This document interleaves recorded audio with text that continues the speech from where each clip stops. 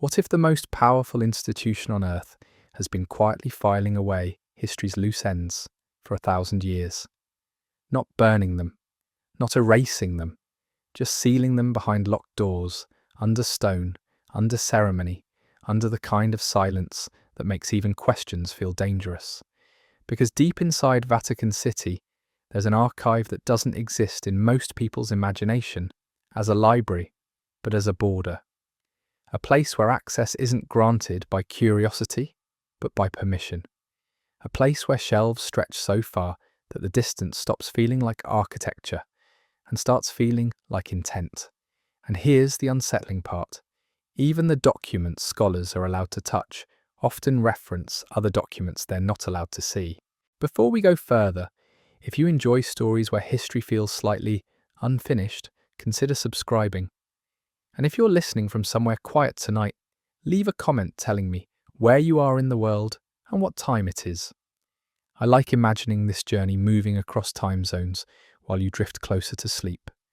Now, walk with me past the polished marble and the public prayers, down into the private corridors of record keeping, and into the question the Vatican never answers directly. If there's nothing to fear in these pages, why are so many of them still sealed? Deep within the heart of Vatican City, beneath layers of stone and ceremony, lies one of the most closely guarded repositories of secrets in human history. The Secret Archives, or Archivio Segreto Vaticano, as it's officially known, has long captured the imagination of researchers, conspiracy theorists, and curious minds everywhere. What exactly is kept behind those formidable walls? The Vatican maintains that it contains the private correspondence, financial records, and confidential documents of the Church dating back nearly 1,000 years. But there's far more to this story than official statements would have us believe. The archives span approximately 17 miles of shelving, filled with millions of documents, many of which have never been made public or examined by independent researchers. Think about that for a moment. 17 miles of secrets, locked away in rooms that require special permission even to enter. Most people assume that all those documents concern routine church business, administrative matters, and religious correspondence. But scattered throughout these endless shelves are materials that would fundamentally challenge our understanding of history itself. Former Vatican insiders have spoken in hushed tones about documents relating to financial improprieties, political manipulations, and agreements that would shock the modern world. One such insider, a former archivist who worked within those hallowed halls for over 2 decades, revealed in his deathbed confession that entire sections of the archives contain materials deemed so dangerous that they're kept in a separate, ultra-secure vault. This vault, he claimed, has fewer than 5 people who know of its full contents at any given time. The documents range from medieval financial arrangements with banking families to modern-day agreements with world governments. Perhaps most intriguingly, materials related to the Vatican's relationship with certain scientific discoveries and historical events are kept under extraordinary restrictions. Why would a religious institution need to suppress information about science and history? The archive's official opening to researchers happened only in 2020, and even then, the Church carefully curated what materials scholars could access. Thousands of documents remain completely sealed, with no public timeline for their release. The Vatican has indicated that some materials might not be made available for another 50, 100, or even 200 years. What could possibly require such secrecy? What truth is worth hiding for 2 centuries? Former Vatican officials have hinted that financial documents alone would demonstrate patterns of wealth accumulation and suspicious transactions that contradict the Church's stated mission of charitable service. But that's just the beginning. The archives contain correspondence between popes and political leaders throughout history, letters that would reveal the true extent of Vatican political influence. There are documents detailing arrangements and agreements that the public has never been informed about, decisions made in absolute secrecy that shaped the course of nations. Some of these letters deal with arrangements made with royal families, with governments, with merchant guilds and banking establishments. The Vatican, you see, has always been far more than a purely spiritual entity. It has been a player in the great power games of history. When you examine the sealed documents in the archives, you discover a pattern of calculated political maneuvering that contradicts the Church's public image as a purely moral and religious authority. One particularly revealing set of documents concerns the Vatican's relationship with certain European royal courts during the medieval period. These letters demonstrate that popes were directly involved in succession disputes, in negotiating marriage alliances, in determining which rulers would receive the Church's blessing and which would face its condemnation. What appears in official Church history as divine guidance was actually shrewd political calculation. The Vatican, through its control of spiritual authority, wielded enormous temporal power, and the secret archives document this power in meticulous detail. When documents were finally made partially available to researchers in recent years, scholars immediately began discovering references to materials that had not been released. Cross-references to letters, to financial records, to agreements that remain sealed. This suggests that what the Church has allowed researchers to see is merely a curated selection, a sanitized version that maintains the Church's preferred narrative while hiding the more uncomfortable truths. But if the secret archives themselves represent locked rooms, then what of the documents that were removed entirely, destroyed, or hidden even before the archives existed in their current form? Throughout history, the Catholic Church has actively suppressed certain texts, labeling them heretical, dangerous, or theologically unsound. These are the forbidden texts and suppressed gospels, materials that offer alternative perspectives on early Christianity and the foundation of the Church itself. The Council of Nicaea in 325 AD is often cited as the moment when Church leaders gathered to standardize Christian doctrine. What's less well known is that this council also resulted in the systematic suppression of numerous gospels and religious writings deemed incompatible with the official narrative. Imagine hundreds of early Christian accounts, testimonies, and teachings suddenly declared invalid, their copies ordered destroyed, their authors condemned as heretics. Some of these texts survived by accident, hidden in monasteries or buried in the Egyptian desert, where they were discovered centuries later. The Gospel of Thomas, the Gospel of Mary Magdalene, the Infancy Gospel of James, and numerous other texts offer stories and teachings that differ significantly from the canonical Gospels included in the Bible. They reveal early Christian communities that were far more diverse, far more mystical, and far more populated by women in positions of authority than the official Church narrative allows. Why would the Church go to such lengths to suppress these texts? One answer lies in power and control. The suppressed Gospels often portray Jesus and his teachings in ways that challenge the hierarchical structure the Church developed. They suggest that spiritual authority could come from direct experience and inner knowledge rather than through the organized priesthood. They elevate the role of women in Christian communities, showing female prophets, teachers, and even apostles. They contain teachings about reincarnation, mystical knowledge, and direct communion with the divine that seem inconsistent with the orthodoxy the Church ultimately established. Some suppressed texts, like certain versions of the Gnostic Gospels, suggest that physical reality itself is a kind of prison created by inferior beings, and that liberation comes through secret knowledge. This is radically different from the incarnational theology that became central to Catholic teaching. The Church deemed such ideas dangerous enough to order their destruction. Yet some survived, and in surviving, they provide us with a window into what Christianity might have looked like had different decisions been made in those early councils.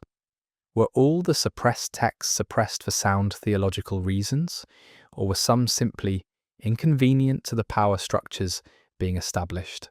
Former Vatican scholars have admitted that documents exist showing debates and disagreements among early church fathers about which gospels should be considered authoritative. These debates, preserved in the archives, reveal that the decision to include certain gospels and exclude others was not unanimous or clearly based on historical authenticity. Some texts were suppressed because they challenged emerging church authority, some because they conflicted with political alliances the church was developing, some because they contradicted doctrines that church leaders had already committed to, even if the evidence suggested those doctrines might be wrong. What's particularly fascinating is that some of the suppressed Gospels describe a Jesus quite different from the one presented in the canonical New Testament. They depict him as more of a wisdom teacher, a revealer of esoteric knowledge, rather than the sacrificial Messiah that became the foundation of Christian theology. In the suppressed texts, Jesus speaks about the kingdom of heaven as something already present within, accessible through inner transformation and spiritual knowledge. This differs strikingly from the interpretation that Christianity would adopt, where salvation comes through faith in Christ's death and resurrection and participation in the Church's sacraments. The documents in the Vatican archives would shed light on why certain interpretations were chosen over others. The Church's power structure depended on eliminating alternative theological perspectives. The suppressed Gospels also contain material about Jesus' teachings on wealth and property. Some depict him as far more radical about economic justice than the canonical Gospels suggest. Certain church leaders during the councils may have worried that if these teachings became widely known, they would undermine the church's growing wealth and property holdings, and so these texts were deemed heretical and ordered destroyed. The existence of these suppressed texts and the reasons for their suppression remain one of Christianity's most carefully guarded secrets, but enough fragments and references survive that we can piece together a picture of what was lost, of what alternative Christianity might have developed had different decisions been made in those ancient councils. Beyond the philosophical and theological suppression of texts lies another category of secrets, far darker in nature. The Inquisition records, officially known as the Records of the Tribunal of the Holy Office, document centuries of interrogation, torture, and execution carried out in the name of religious purity. For hundreds of years, from roughly 1184 until as late as the 19th century, the Inquisition operated as the Church's enforcement mechanism for doctrinal conformity. In the basements of buildings, in hidden chambers, and in chambers specifically designed for causing pain, thousands upon thousands of individuals were tortured in the name of God. The Inquisition records stored in the Vatican archives contain the torture protocols, the victim lists, the confessions extracted through systematic pain and psychological manipulation, and the execution orders signed by religious authorities who believed they were doing God's work. Most people have some vague awareness that the Inquisition existed and that it was unpleasant. But the actual documents, the detailed records of specific torture sessions, reveal a system of suffering so comprehensive that it makes the abstract concept of the Inquisition feel like a historical euphemism. One record, discovered in the late 20th century, documents the torture of a woman accused of witchcraft. The inquisitors applied specific mechanical devices designed to inflict maximum pain without causing immediate death. The woman was questioned repeatedly as the devices were tightened. Confessions were extracted. Later, when the woman was examined after her torture, she bore wounds consistent with having been slowly torn apart. She was subsequently executed. What's most disturbing is that all of this is meticulously documented, written down in careful detail, as if the inquisitors wanted to create a permanent record of their work. Another document catalogues the equipment available at various Inquisition facilities. The implements are described with chilling precision. The strappado, which suspended the victim by their arms, dislocating shoulders. The rack, which stretched the body to the point of breaking bones. The water torture, which filled the lungs to the point of near drowning. Each device had a specific purpose, a calculated degree of agony. The documents describe how long different torture sessions lasted, how many times instruments were applied, and how confessions were extracted. Many of these confessions were fabricated, confessions to crimes the accused could not possibly have committed, made under such extreme duress that they would say anything to make the pain stop. The Vatican has released some Inquisition records, particularly in recent decades, but many remain sealed or partially redacted. Historians argue that the Vatican has chosen which records to release, carefully selecting materials that, while shocking, don't undermine the modern Church's attempts to rehabilitate its image. Some records apparently discuss inquisitors who participated in the torture and the Church's apparent knowledge that innocent people were being executed. There are documents suggesting that even within the Church, some officials questioned whether the Inquisition's methods were justified. The records show debates between Church authorities about whether the torture was excessive, whether the confessions were reliable, whether the executions were justified. Yet despite these debates, the institution continued anyway, century after century. The Inquisition records demonstrate something that institutional religion would prefer we forget, that religious authority, when combined with political power and the certainty that one possesses absolute truth, can become a mechanism of horrifying cruelty. The documents themselves, preserved meticulously in the Vatican archives, are evidence of this darker side of Christian history, and the fact that so many records remain sealed suggests that the Church still fears what we might discover if we were allowed to examine all of them. Now we must turn our attention to a category of secrets that surprises many people when they learn of it: the Vatican's financial improprieties and banking scandals. The Vatican is not merely a religious institution, it's also a sovereign nation with a central bank, the Institute for Works of Religion.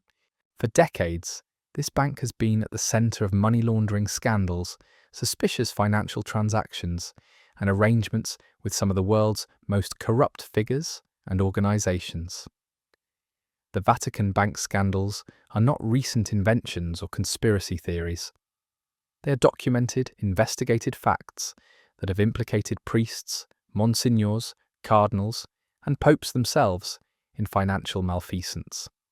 In the 1970s and 80s, the Vatican Bank became entangled in one of the largest financial frauds of the century. A man named Michel Sindona, who had deep connections within the Vatican, created a financial empire through fraud and organised crime connections.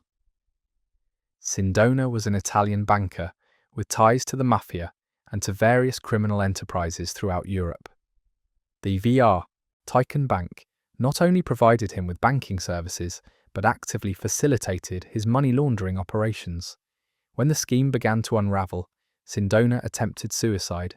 He survived and was later imprisoned, but the Vatican's role in facilitating his financial crimes was never fully prosecuted. The Vatican faced no criminal charges, no cardinals were defrocked, no systematic reforms were immediately implemented. In fact, many of the individuals involved in the Sindona scandal were subsequently promoted within the church hierarchy. This pattern of protecting those involved in financial crimes while maintaining the public image of institutional piety is itself a kind of secret, an open secret that the Church hoped the public would overlook. Even more troubling are the accusations that Vatican funds were used not just for legitimate religious purposes, but for covert political operations, support of right-wing regimes, and other interventions in world affairs that contradicted the Church's stated mission of peace and charity. Documents exist in the Vatican archives showing that Church officials knew money was flowing to questionable actors and questionable causes, yet these flows were permitted to continue. The Vatican Bank maintained accounts for politically connected individuals and organisations that would have been considered unacceptable by modern standards of financial oversight. These accounts processed money whose origins were suspicious and whose destinations served purposes at odds with Christian ethics. One particular Ali's striking set of transactions involved church funds flowing to anti-communist organizations in Central and South America, organizations that, while fighting communism, were also involved in human rights abuses and political violence. The Church's involvement in these operations was never officially acknowledged, but documented evidence suggests it was quite extensive. Former Vatican bank officials have come forward to describe an institution that operated with minimal transparency, minimal oversight, and considerable willingness to look the other way when it came to uncomfortable questions about where money came from and where it was going. Some of these officials have stated that the Vatican leadership appeared more interested in maintaining financial secrecy than in ethical banking practices. One former official described the Vatican Bank as operating like a criminal enterprise disguised as a financial institution, protected by the immunity that came with being part of a sovereign religious state. The Vatican has made attempts at financial reform in recent decades, installing transparency measures and attempting to align its banking practices with international standards. But records of the problematic era remain archived, locked away, revealing an institution that prioritized financial power and political influence over the ethical principles it publicly espouses. Throughout the centuries, the Vatican has been deeply enmeshed in the political affairs of nations, and sometimes that involvement has been deadly. The records of political intrigue and papal assassinations constitute another category of secrets that the Church has worked hard to minimize or reframe. Multiple popes have died under circumstances that, while officially attributed to natural causes, involve strong elements of political conflict and suspicion. Pope John Paul I, for instance, died suddenly and mysteriously in 1978, only 33 days into his papacy. The official explanation was a heart attack, but the circumstances surrounding his death were strange, with conflicting reports about who found his body, what medications he was or wasn't taking, and whether an autopsy was performed. Rumours circulated immediately that John Paul I had discovered financial irregularities within the Vatican Bank, or had planned reforms that threatened powerful interests. He supposedly had a list of bishops he intended to remove, changes that would have weakened the power of certain Vatican factions. Days later, he was dead. The Church released minimal information about his death. An autopsy that might have clarified the cause of death was not performed, according to some sources, because the Pope was not a head of state under Italian law and thus not subject to autopsy requirements. How convenient. John Paul II I was murdered or died of natural causes remains unclear, but what is clear is that powerful interests within the Vatican would have benefited from his death, and that the Church has not made a genuine effort to answer the questions surrounding it. The archives contain correspondence from that period that has never been made public, materials that might shed light on what John Paul I discovered and what he intended to do with that knowledge. Some Vatican insiders have claimed that John Paul I was planning to implement sweeping financial reforms, to open the secret archives to external audits, and to strip away the Vatican's secrecy regarding its financial operations. If true, his sudden death prevented these reforms from ever being implemented. Beyond John Paul I, there are other papal deaths that warrant scrutiny.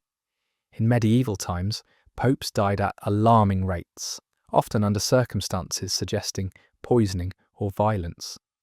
The Church's official histories sometimes mention these deaths in passing, attributing them to illness or divine will. The archived documents tell a different story, or sometimes tell no story at all because the Church has chosen to keep them sealed. One medieval pope was reportedly poisoned by a rival claimant to the papacy. Another was murdered during territorial disputes over lands the Church controlled. The Vatican's history is not the purely spiritual narrative that its official pronouncements suggest. It is also a history of earthly power, of conflicts over territory and wealth, of alliances made and broken, of enemies eliminated. The Vatican has been a player in territorial conflicts, has backed certain political regimes against others, and has made alliances with some of history's most unsavory figures. These decisions, made at the highest levels of the Church, are documented in the archives. They reveal that the Church's political involvement hasn't always been in service of the faith, but sometimes in service of institutional preservation and power accumulation. Finally, we must address one of the most famous Vatican secrets of the modern era: the third secret of Fatima. In 1917, 3 Portuguese children reported seeing visions of the Virgin Mary in the town of Fatima. The children shared what they described as 3 secrets that Mary had revealed to them. The first 2 secrets were eventually made public, containing messages about prayer and the salvation of souls, but the third secret remained hidden, known only to Vatican officials, locked away in the Church's most secure archives. For decades, the third secret of Fatima captured the imagination of Catholics and non-Catholics alike. What could be so dangerous, so destabilizing, that the Vatican refused to reveal it? Speculation ran wild. Some believed it prophesied the end times. Others thought it contained warnings about communism or nuclear war. Still others speculated that it revealed something theologically troubling or something that would undermine papal authority. The Church's silence on the matter only intensified the speculation. Countless books were written. Theologians debated what it might contain. A kind of obsession developed among certain Catholic communities about unlocking this secret. In the year 2000, Pope John Paul II released what he claimed was the third secret of Fatima.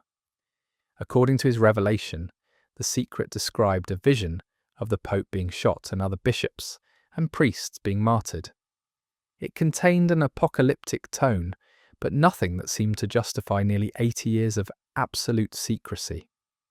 But many theologians and Vatican observers question whether the released text truly represents the complete secret, or whether the Vatican released only what it deemed safe to reveal. Some scholars who have examined the original documents argue that additional text exists that was not revealed.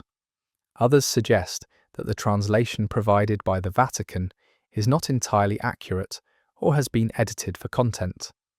The original secret was written by one of the children, Lucia dos Santos, in Portuguese. But the Vatican released it in translation, and the translation process, they claim, involved only a few church officials.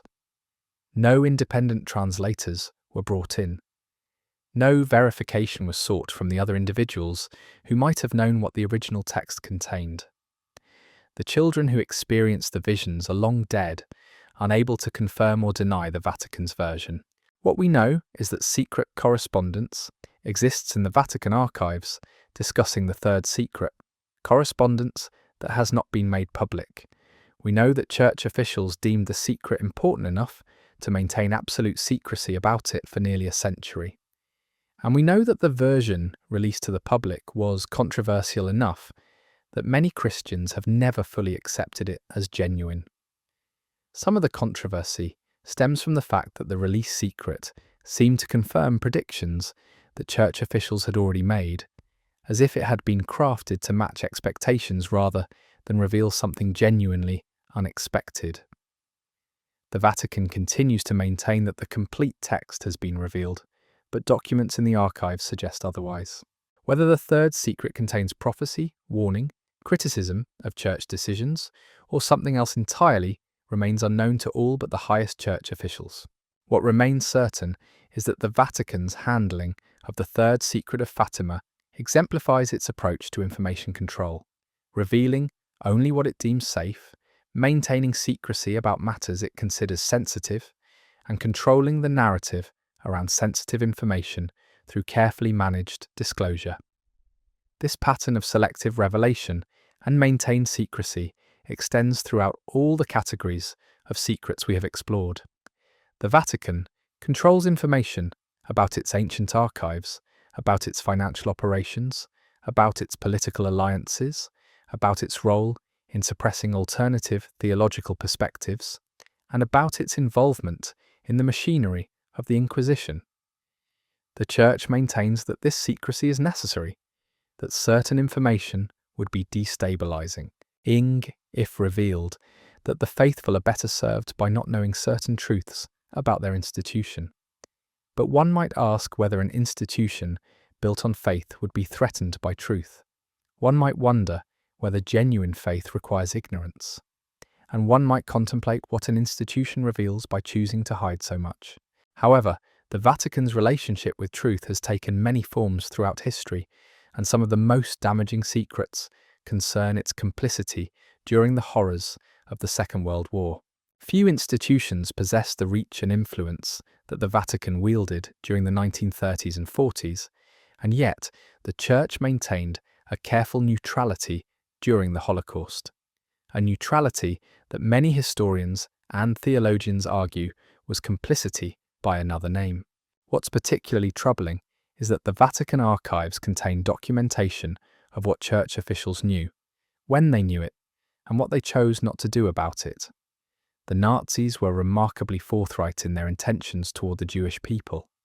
These intentions were not secret to anyone paying attention, and the Vatican was certainly paying attention. Papal nuncios, the Church's ambassadors to various governments, sent detailed reports back to Rome describing the persecution of Jews, the confiscation of their properties, the systematic humiliation and violence directed toward them. These reports exist in the archives. What they document is that the Vatican knew precisely what was happening and made a choice not to intervene with any real force. Some Church officials did hide Jews in monasteries and convents, individuals who risked their own safety to protect the innocent. But the institution as a whole, the Vatican itself, maintained its stated neutrality while millions perished. Perhaps most disturbingly, the Vatican Bank was also involved in the laundering of Nazi gold.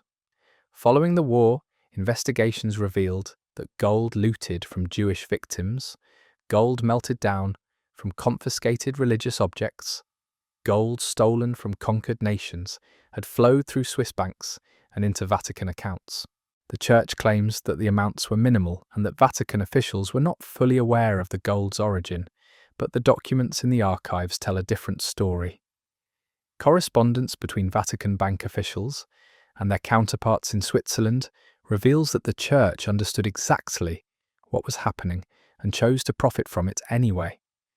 One particularly revealing document from 1943 describes a transaction moving several tons of gold through Swiss intermediaries directly into Vatican accounts. The Vatican official handling the transaction notes in his correspondence that the gold's provenance is questionable, but that its value is too significant to refuse. The money was never returned. The Vatican never made restitution to the victims' families. After the war, when investigations began, Church officials stonewalled, claiming records had been lost or destroyed, that no one could remember the specifics of the transactions. Yet the documents remain in the archives, evidence of deliberate financial crime disguised as institutional oversight. After the war, the Vatican also provided sanctuary to Nazi war criminals. Men responsible for orchestrating the Holocaust, for implementing genocidal policies, for torturing and murdering innocent people, were sheltered within Vatican walls or smuggled out through Vatican-connected networks. The Vatican did not require these men to face justice. It did not demand that they confess their crimes or seek reconciliation with their victims. Instead, it protected them, enabled their escape to South America, where they could live out their days unpunished and unmolested. The documents relating to these operations remain sealed in the Vatican archives. The Church maintains that some of these men were protected out of genuine belief in the possibility of redemption, and because Church officials felt they were saving lives by preventing their execution. But critics argue that the Vatican was simply protecting powerful allies and ensuring that valuable intelligence networks developed during the war remained intact and functional. Some historians believe the Vatican saw potential value in these networks during the emerging Cold War and sought to preserve them. The full extent of the Vatican's complicity with Nazi Germany, the Church's Financial dealings with stolen assets and the protection offered to war criminals remain incompletely documented in the public record. But enough evidence exists in the archives that access to those complete records would likely damage the Church's standing considerably. That brings us to what many consider the Vatican's most damning modern secret, a pattern of systematic abuse and the institutional cover-up of sexual predation that lasted for decades, harming countless children and adolescents. The sexual abuse crisis in the Catholic Church is not a secret anymore, in the sense that it's been widely reported and investigated. But the extent to which church officials at the highest levels systematically protected predators, moved them from parish to parish, intimidated victims into silence, and chose institutional reputation over children's safety remains deeply troubling. What many people don't realize is that the Vatican itself knew far more about the extent of the abuse than it admitted for many years. The Congregation for the Doctrine of the Faith, the Vatican office responsible for handling abuse cases, received thousands of reports over decades describing abuse by priests. These reports were documented, catalogued, and filed away. Yet instead of removing predatory priests from the priesthood, instead of reporting them to civil authorities, instead of ensuring accountability, the Vatican's response was typically to transfer the abuser to another parish. Sometimes this was handled with a degree of discretion so complete that the receiving parish had no knowledge of the priest's history of sexual abuse. A priest who had molested children in one diocese would be quietly transferred to another, where he had access to new victims. One documented case involved a priest who abused boys in 3 different parishes across 4 decades. Each time a parish discovered the abuse, instead of reporting it to civil authorities, church leadership quietly transferred the priest to a new assignment in a different region, often with a letter of recommendation that made no mention of the abuse history. By the time the priest died in the 1990s, he had destroyed the lives of dozens of victims. The Vatican's role in enabling his abuse through systematic transfers and cover-ups is documented in memos and correspondence in the archives. Yet the Church faced no criminal prosecution for its complicity. The documents in the Vatican archives relating to these transfers, to the decisions made about priests accused of abuse, to the knowledge of Vatican leadership about the scope of the problem, are extraordinarily telling. They reveal an institution more concerned with protecting its reputation and maintaining the priesthood's authority than with protecting children. Some bishops sent victims explicit instructions not to discuss their abuse with anyone. Some offered settlements that explicitly forbade victims from speaking to law enforcement. The Vatican knew what was happening and chose institutional protection over justice. In many cases, even after civil authorities began investigating and prosecuting priests for abuse, the Vatican resisted cooperating. Church officials claimed that canon law and church confidentiality were more important than cooperation with civil investigations. Bishops protected their priests, cardinals protected their subordinates, and the Vatican protected it all. When victims came forward, they were often accused of lying or of misremembering events. Victims were pressured to accept financial settlements that included strict non-disclosure agreements, preventing them from ever speaking publicly about their abuse. The Church essentially silenced victims by making it financially advantageous for them to remain quiet. The scope of the abuse was staggering. Thousands of children were victimized by priests over the course of decades. Some were as young as 5 years old. Some suffered repeated abuse from the same perpetrator over years. The trauma inflicted was profound and lasting, affecting survivors' entire lives. Yet the Church's response was, for most of the crisis period, to protect the perpetrators and silence the victims. The Vatican's handling of these cases was not mismanagement or negligence, it was deliberate institutional policy. Documents in the archives show that senior Vatican officials were aware of the abuse crisis, understood the scope of it, and made conscious decisions to prioritize the institution's reputation over children's safety. One might ask whether an institution that protects sexual predators deserves the moral authority it claims to possess. But beyond the darkness of complicity and cover-up, the Vatican also holds secrets of a different sort, artifacts and relics whose existence or properties would challenge accepted historical and religious narratives. The Vatican claims to possess the most holy of relics, objects directly connected to the life of Jesus Christ and the early Christian Church. Some of these relics are displayed, celebrated, and venerated by millions of pilgrims each year, but others remain hidden away, kept in vaults that only a tiny handful of Vatican officials have ever entered. The lance of Longinus, the spear that supposedly pierced the side of Christ during the crucifixion, is one such relic. Multiple institutions claim to possess the true lance of Longinus, and the Vatican's own lance, kept in the Vatican, many museums, has been scientifically tested to determine its authenticity. But the results of those tests remain classified. The Vatican has not released the findings to the public or to the scientific community. Why? Perhaps because the tests revealed that the lance is not ancient at all, but a medieval forgery. Perhaps because the tests produced inconclusive results that would undermine the Church's veneration of the relic. Or perhaps the Vatican simply prefers to maintain mystery around its most sacred objects. The relics stored in the Vatican's deepest vaults include items whose authenticity cannot be established with any certainty. Some may be ancient, genuine artifacts of immense historical value. Others may be medieval forgeries, created in an age when relic fraud was rampant and profitable. The Vatican possesses documents in its archives that catalogue these relics and describe historical attempts to verify their authenticity.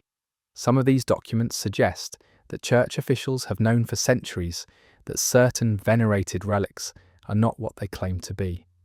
Yet the Church continues to display them, to encourage pilgrimage to them, to permit the faithful to venerate objects that may be essentially fraudulent. Consider the case of the supposed wood fragments from the cross of Christ, pieces supposedly venerated since the time of St. Helena in the 4th century. Scholars who have examined samples over the centuries have suggested that the wood's composition and aging patterns are inconsistent with origin in ancient Jerusalem.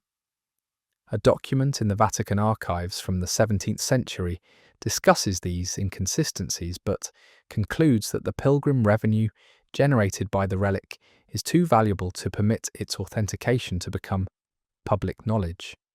So the relic continues to be displayed and venerated despite scholarly evidence suggesting it is a medieval forgery. The same pattern repeats with numerous relics.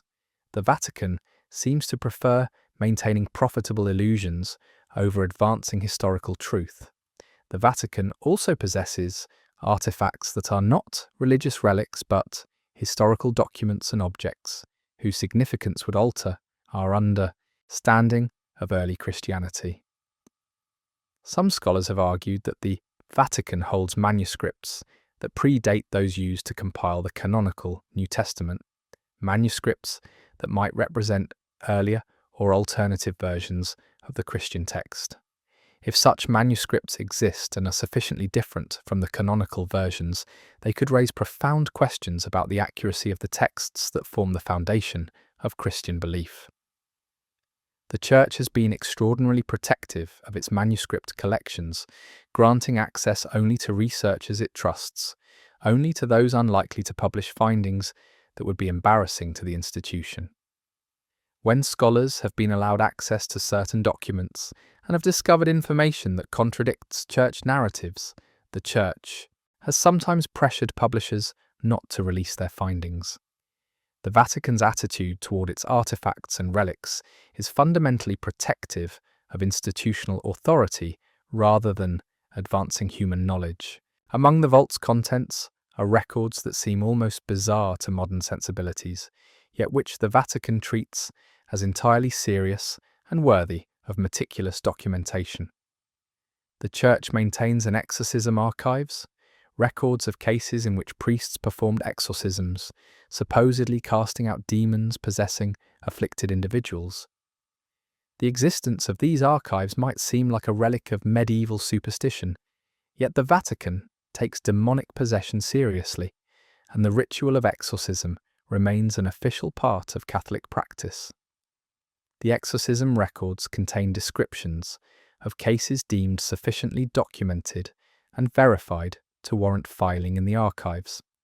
They describe individuals who exhibited symptoms supposedly consistent with demonic possession, exorcisms that were performed, and the outcomes.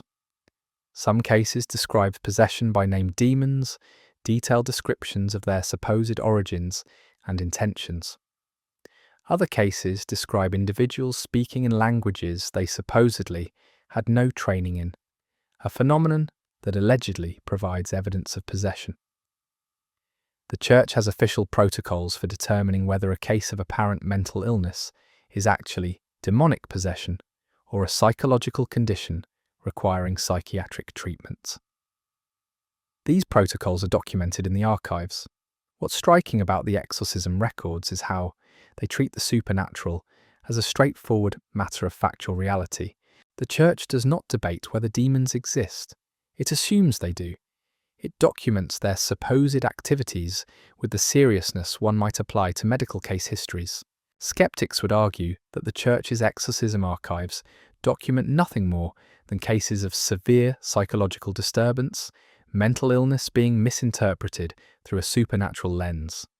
But the Church maintains that some cases represent genuine demonic possession, and that exorcism is an appropriate therapeutic response.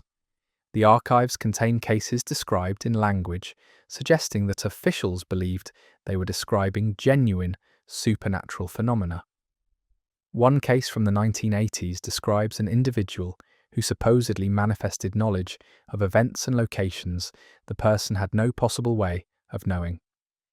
The exorcist involved concluded this was evidence of demonic possession, granting the entity supernatural knowledge.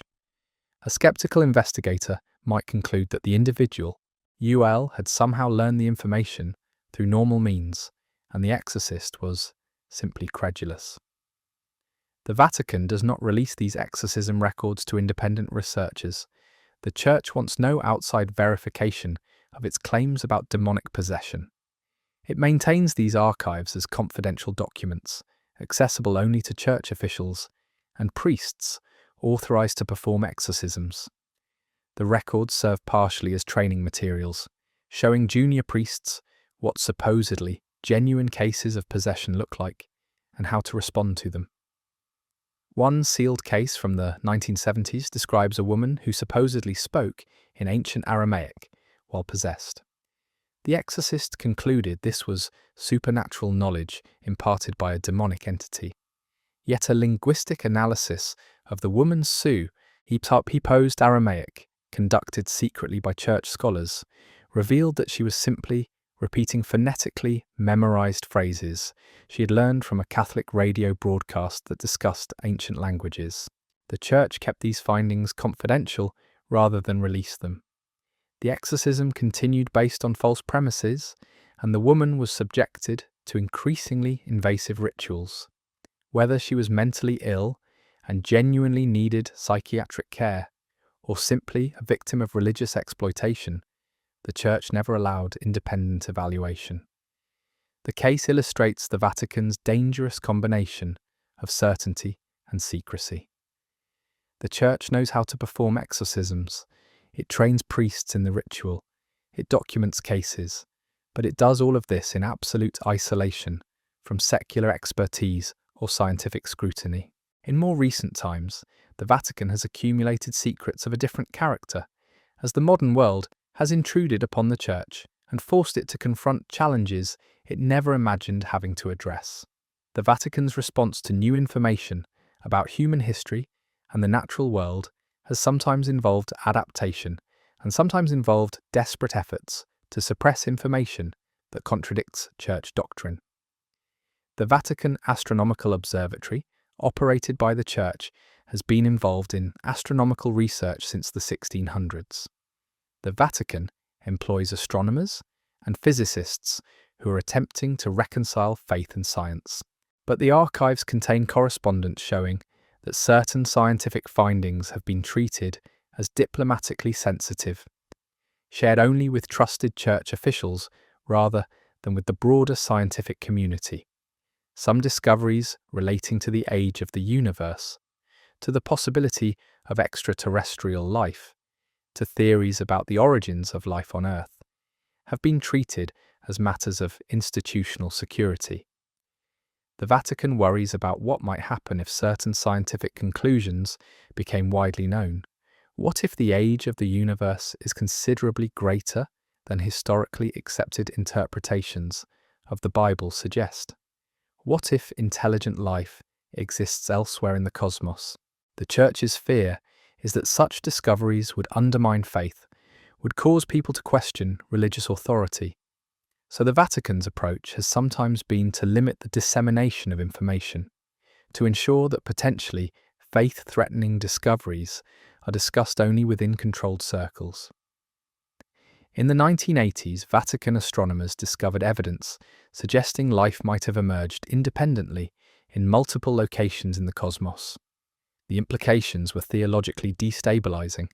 If life could evolve naturally in multiple places, was human life still special? Was the creation narrative still defensible? The Vatican suppressed publication of the findings. The research was conducted under church authority and therefore could be kept confidential indefinitely.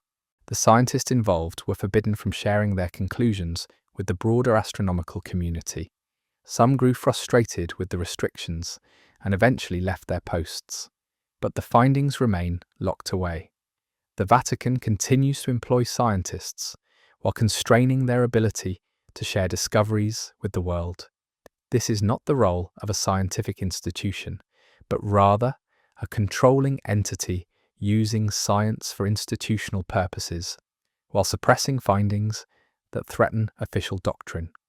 In recent decades, as scandals have erupted and investigations have been launched, the Vatican has increasingly been forced to engage with the secular world's demand for transparency and accountability. The Church has made token efforts at reform, at installing new oversight mechanisms, at opening certain archives to researchers. But the fundamental approach remains one of information control.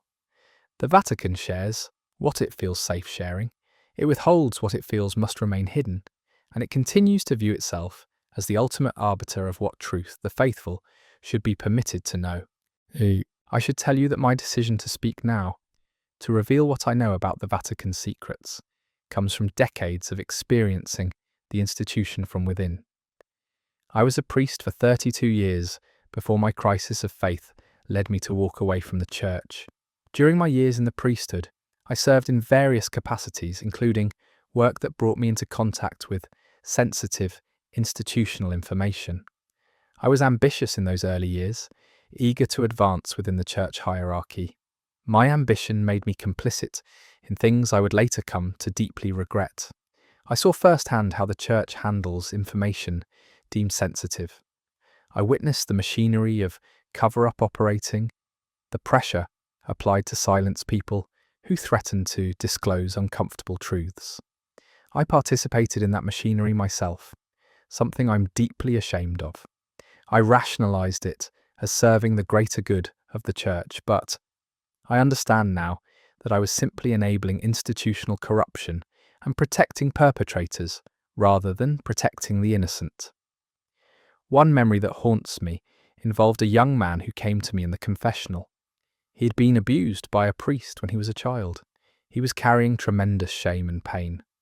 My response, informed by church protocol, was to encourage him to keep the matter confidential, to emphasize that the priest's soul was also worth redemption, and to suggest that perhaps God had a purpose in his suffering. I encouraged him to forgive. I did not encourage him to report the crime. Later, I learned that the same priest abused other children after I had that conversation. I had participated in enabling that abuse by discouraging the young man from coming forward. That realization changed something in me fundamentally. What I witnessed behind closed doors was an institution far more concerned with power and reputation than with the spiritual welfare of its members or the moral principles it publicly espouses. I saw church officials make decisions motivated not by faith or principle, but by institutional self-preservation and career advancement. I watched as victims of abuse were pressured into silence. I saw financial resources poured into protecting accused priests rather than into supporting victims. I witnessed meetings in which church leadership discussed how to manage negative publicity rather than how to address the underlying crimes. At one such meeting, a cardinal actually said, and I remember this vividly because it was so nakedly mercenary, "If we pay them quickly and make them sign confidentiality agreements, this can all be over in 6 months." Over in 6 months. That's how the church measured justice, not in terms of victim healing or perpetrator accountability, but in terms of how quickly the problem could be made to disappear from public view. The Vatican operates through layers of bureaucracy, each level protecting the level above it, ensuring that accountability stops at the lowest possible level. I eventually could not remain part of this system. I could not continue to rationalize institutional corruption as serving some greater spiritual purpose. The decision to leave the priesthood was agonizing because I had built my entire adult life within the church's structure. But I could not continue to be complicit in its deceptions. So I left, and I have spent the years since attempting to reconcile my experience within the church with my conscience and my commitment to truth. This is why I'm speaking now, even though I know it comes at personal cost. The Vatican has resources and reach that extends far beyond what most people understand. Former priests who speak out against the church have experienced intimidation, social ostracization, and in some cases, threats. The Vatican does not take lightly to dissent from within its ranks. But I'm speaking anyway, because I believe the truth matters. I believe that people deserve to know what's really happening within the institutions that claim moral authority over their lives. I believe that the Vatican's pattern of secrecy, cover-up, and institutional self-preservation is fundamentally incompatible with genuine faith and authentic spirituality. An institution that must hide so much, that must suppress so many truths, that must silence its critics, is an institution that has lost touch with the transcendent values it claims to represent. The secrets locked in the Vatican's archives are not there to protect faith. They're there to protect power. And so I conclude this journey through the Vatican's forbidden secrets with an acknowledgement that we have barely scratched the surface of what might lie hidden within those walls. For every secret revealed, there are surely a dozen more that remain buried, locked away in vaults that grow more secure each year. The Vatican will continue to control what information is released and to whom. The Church will continue to maintain that its secrecy serves important purposes, that certain knowledge would be destabilizing, that the faithful are better served by official narratives rather than inconvenient truths. But I would argue that genuine faith requires honesty. It requires an institution willing to acknowledge its failures, to make amends for its wrongs, to place the welfare of people above preservation of its own power and reputation. The Vatican has not yet shown that willingness. Instead, it clings to secrecy, defending it as sacred, surrounding it with theological justification and bureaucratic complexity. And so the secrets remain, locked away in chambers deep beneath the sacred floors, waiting for a future day when truth might finally triumph over institutional self-preservation. Whether that day will ever come remains a mystery that only time will answer. What I can tell you is that the people who have experienced abuse at the Church's hands, who have been silenced and dismissed, and made to feel complicit in their own victimization, deserve better. They deserve honesty. They deserve acknowledgement. They deserve justice. The Vatican's refusal to provide these things is perhaps its greatest secret of all, the truth it guards most carefully, that the institution cares more about itself than about the people it claims to serve. Thank you for joining me on this dark journey through history. May these truths, wherever they lead you, serve as catalysts for seeking greater transparency and honesty in all the institutions we entrust with authority. And may we all find the courage to speak uncomfortable truths, even when doing so comes at personal cost.